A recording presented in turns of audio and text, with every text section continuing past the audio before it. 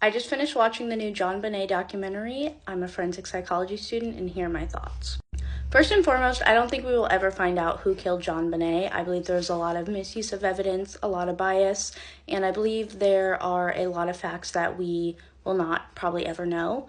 I also think that we should keep in mind that this happened a long time ago, and nowadays we might think, well, I wouldn't have done that, or I would have done this, but back then, things were handled differently, and it also wasn't common to have cases like this in that town.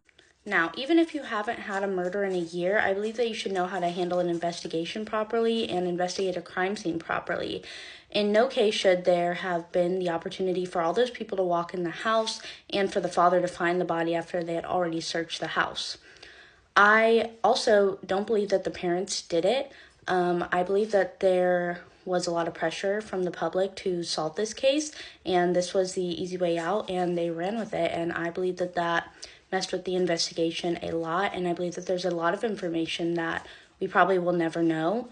I also think that typically when you see someone lying about a crime, they either want to rush and try to prove their innocence and claim that they didn't do it, or you find a lot of discomfort, a lot of awkwardness.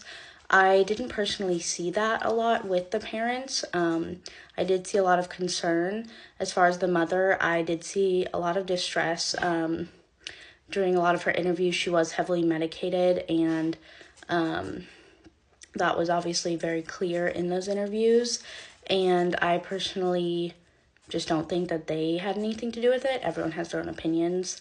I did find it interesting that they didn't include much about Burke, the brother, in the documentary, given, obviously, media has come up with a lot of theories that he was involved. Maybe it's because he was a child at the time, but I did find it interesting that they didn't touch on that a lot.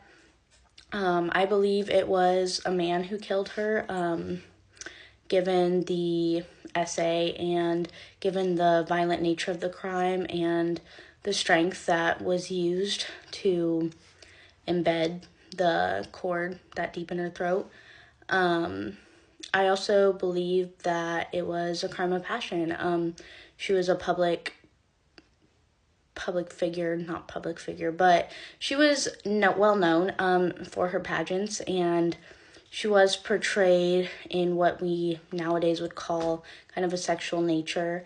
And I believe that, unfortunately, there are a lot of sick and twisted people who do take it that way. And I believe this crime was related to that. I also think that the hit over the head was to ensure that she wouldn't wake the parents up or wake anyone else in the house up. And I believe that then she was alive during the attack. And it was not the blow that killed her, given there's evidence of that. And I think that they wanted to take her, and I think the suitcase was a big part of this case. And I believe that they didn't have the opportunity to. Maybe in the neighborhood, their house is very visible. It stands out from the other houses. The perpetrator would have had to sneakily carry JonBenét out as to not to alarm anyone. And I think that the perpetrator didn't think the crime all the way through, and which inevitably led to her death. And I think the ransom note was, again, just a fluke trying to cover up the crime. I did find it interesting, though, that they left a ransom note but left her body out there easily to be found. Obviously not easily by the detectives, but there in the basement, not really covered up by anything. I thought that was interesting. Perhaps there was a rush in order to leave and get out. And I also find it interesting, the whole pineapple debate, that she had pineapple in her system shortly before she died. And I'm not sure if that was part of a ruse, given if there was a blow to her head. Perhaps that was out of anger, but perhaps that was to get her to go unconscious.